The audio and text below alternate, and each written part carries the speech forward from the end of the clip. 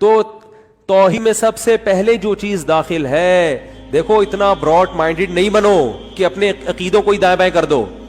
آج ہر ایک کو ادارہ اسلام میں زبردستی داخل کیا جا رہا ہے.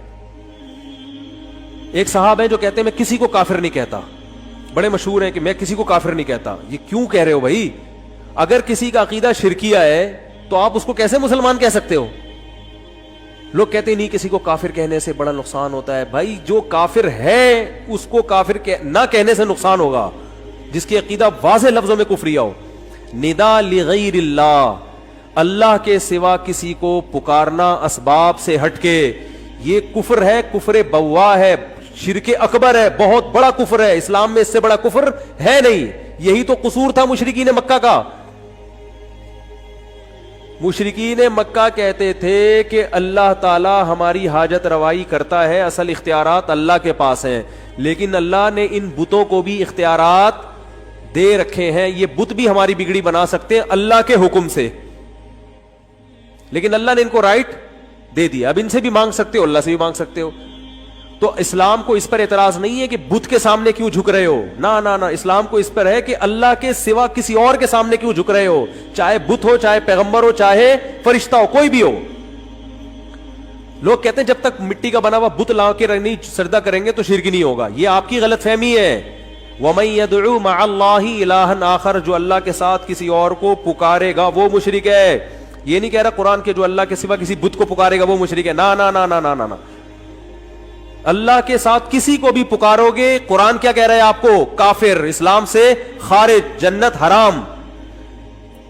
اور آج یہ شرک کتنا کامن ہو گیا ہے، کتنا کامن ہو گیا ہے. ڈرتے نہیں ہیں اللہ کے عذاب سے، اپنے پیروں مرشدوں کی باتوں میں لفاظی دائیں بائیں گھمائیں. بس ایک صاحب تقریر کر رہے تھے، تقریر کے دوران کہنے لگے، کسی نے پوچھا کہ نبی صلی اللہ علیہ وسلم نور ہے یا بشر ہے؟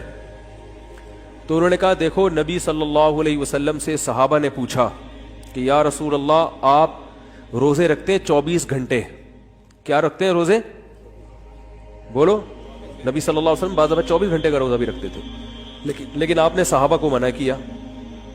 صحابہ نے پوچھا یا رسول اللہ کیوں، آپ ہمیں کیوں منع کر رہے ہیں؟ آپ نے فرمایا ایکم مثلی، تم میں سے کون میری طرح ہے؟ میری طرح تھوڑی ہو تم.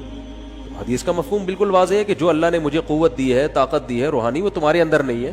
تو امت میں شفقت کی کہ بھائی تم یہ افورڈ نہیں کر سکتے، مجھے زیادہ قوت دی ہے، برداشت زیادہ دی ہے. اور ایک حدیث میں آتا ہے اللہ مجھے کھلاتا ہے، اللہ مجھے پلاتا ہے. نہیں، روزے میں بھی اللہ مجھے کھلاتا پلاتا رہتا ہے. کیا مطلب؟ روحانی طور پہ کھلا لیتا ہے، پلا لیتا ہے، برداشت ہو جاتا ہے. تم سے نہیں ہو سکتا، تم نہیں رکھو. تو محترم سے کسی نے پوچھا کہ نبی صلی اللہ علیہ وسلم کے بارے میں قرآن میں آتا ہے انما انا بشر مثلکم، کہ نبی ان سے کہہ دیجئے کہ میں تمہاری طرح کا انسان ہوں. یہ تو قرآن میں صاف طور پر جب آ گیا تو پھر اللہ کے نبی کو بشر کی فہرست سے نکال دینا کہ آپ بشر نہیں تھے، یہ تو قرآن کا انکار ہو گیا نا. قرآن تو کہہ رہا ہے میں بشر بھی ہوں اور تمہاری طرح کا بشر ہوں. تم بھی کھاتے پیتے ہو، میں بھی کھاتا پیتا.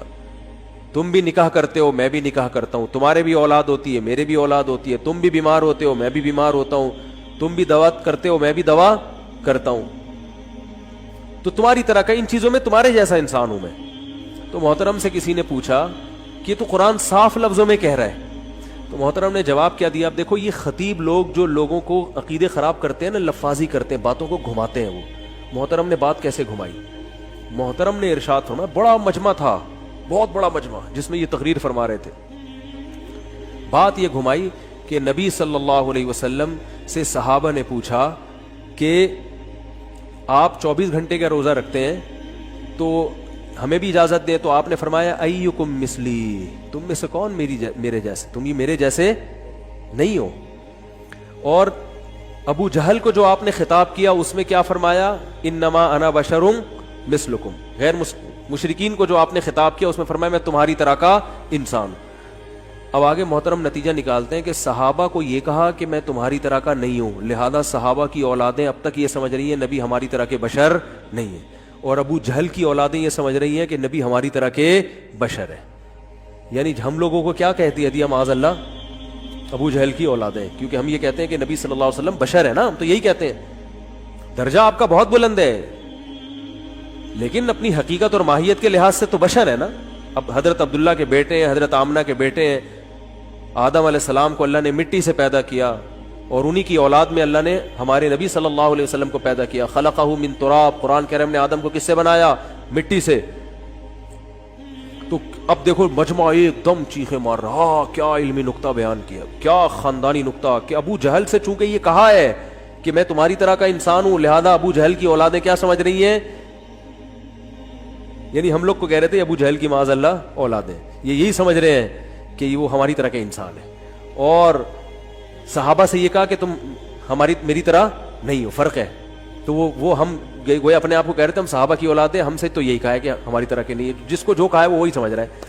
میں حیران ہو رہا تھا, اتنے بڑے بڑے مجمع میں کوئی ایک عقل مند نہیں ہوتا جو جا کے ان بزرگ سے پوچھ لے کہ حضرت جو آپ اتنی بڑی داڑھی رکھ کے تقریر کر رہے ہیں, تو بات یہ ہے کہ ابو جہل سے جو آپ نے فرمایا وہ صحیح فرمایا یا غلط فرمایا؟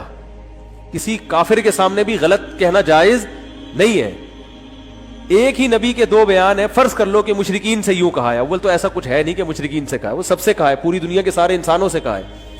لیکن اگر کہا ہے تو سوال پیدا ہوتا ہے, ادھر یہ کہا جا رہا ہے کہ میں تمہاری طرح کا انسان, ادھر یہ کہا جا رہا ہے کہ تمہاری طرح کا انسان نہیں ہوں, تو سیاق و سباق دیکھ کے پتا چلے گا کہ کس پیرائے میں یہ بات کہی جا رہی ہے. ادھر کہی جا رہی ہے کہ میں تمہاری طرح کا انسان ہوں, کیا مطلب تم مجھ سے عجیب و غریب معجزوں کا مطالبہ نہیں کرو, میں خدا تھوڑی ہوں, میں انسان ہوں, انسان یہ سارے کام نہیں کر سکتا. انما انا بشر مثلکم یوحی الی, مجھ میں تم میں فرق صرف وہی کا ہے, اللہ نے تمہاری ہدایت کے لیے مجھے منتخب کیا ہے, وہی ڈائریکٹ میرے اوپر آئے گی, میرے ذریعے سے تمہیں ہدایت ملے گی, تمہارے پاس براہ راست وہی نہیں آئے گی. اس کی بیس پہ مجھے فضیلت ہے, ہوں میں انسان تمہاری طرح کا. لہذا یہ جو مطالبے کرتے ہو نا کہ چشمے جاری کر دو اور یہ کر دو اور یہ کر دو, یہ مطالبے بیہودہ ہیں. انسان, میں نے یہ دعویٰ تھوڑی کیا کہ مجھے اختیارات ہیں, اسباب سے ہٹ کے میں جو چاہے کر لوں گا. میں نے دعویٰ تو میں نے کیا میں اللہ کا پیغمبر ہوں, اس پہ بحث کرو مجھ سے. اور صحابہ کو جو فرمایا کہ میں تمہاری طرح کا نہیں ہوں, وہ روزے کی بات چل رہی ہے, آگے الفاظ ہیں اللہ مجھے کھلاتا ہے, اللہ مجھے پلاتا ہے. کیا مطلب؟ میرے اندر اللہ نے اسٹیمنا رکھا ہے, میرے اندر اللہ نے قوت رکھی ہے, روحانی قوت بھی اور جسمانی قوت بھی, وہ ہر ایک میں وہ قوت نہیں ہے. تو ہم یہ مانتے ہیں کہ نبی صلی اللہ علیہ وسلم کی صحت قابل رشک تھی. آپ صلی اللہ علیہ وسلم میں بخاری کی حدیث ہے 40 مردوں کے برابر